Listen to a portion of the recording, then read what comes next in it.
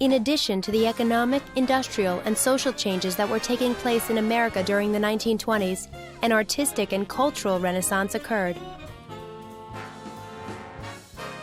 This cultural movement led many to nickname the decade the Jazz Age.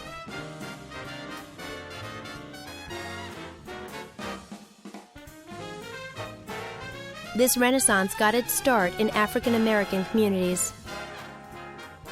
Perhaps one of the greatest contributions made to American culture during the 20s came in the form of music.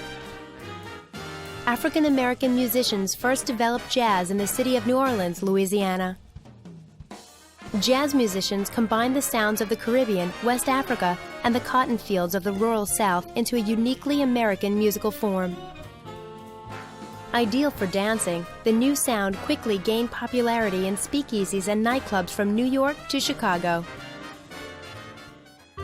Cornet player and bandleader Louis Armstrong, composer Duke Ellington, and singer Bessie Smith were just some of the many people who helped create and refine jazz. Clarinetist Benny Goodman and other white musicians also performed jazz, which helped popularize it. And as radios became cheaper and more common in American homes, jazz spread even further. The popular composer George Gershwin debuted Rhapsody in Blue in New York in 1924. That composition was heavily influenced by jazz. Jazz was particularly popular with young people who flocked to nightclubs and speakeasies to dance the Charleston. The Charleston also had its origins in African American culture, but whites as well as blacks were drawn to the dance's energetic movements and the upbeat tempos and infectious rhythms of jazz. Jazz also influenced the fashions worn in the 20s. The Charleston's fast movements made the loose, high-cut dresses worn by flappers mandatory. Young women cut their hair short, and men wore baggy pants known as Oxford bags. Jazz culture also made its way into the literature of the day. Author F. Scott Fitzgerald reflected the carefree youth culture and post-war ideals of the jazz generation, a generation committed to having a good time while breaking down the accepted social standards of behavior.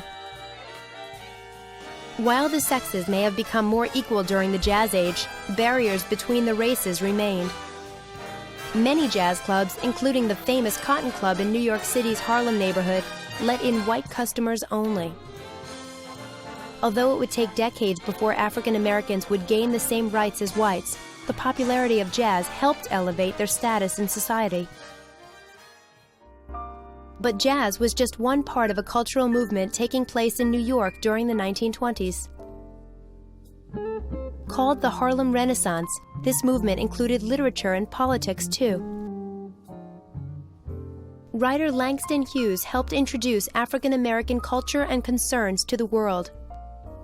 His jazz-inspired poetry was praised for the beauty of his words and for its moving expressions of racial pride. Political leader Marcus Garvey epitomized this racial pride. Born in Jamaica, Garvey was the leader of the Universal Negro Improvement Association.